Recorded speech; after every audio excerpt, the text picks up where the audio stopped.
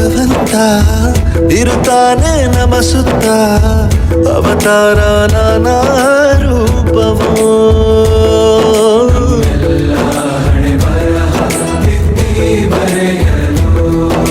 1996 ಜನವರಿ 17ಕ್ಕೆ ನಾನು ಸೇವೆಗೆ ಸೇರಿರುತ್ತೇನೆ.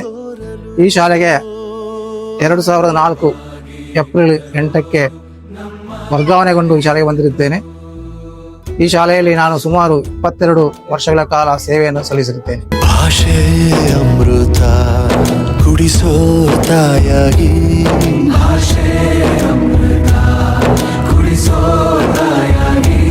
ಭವಿಷ್ಯ ಬರೆವಂತ ತಂದೇನೋ ಆಗಿ,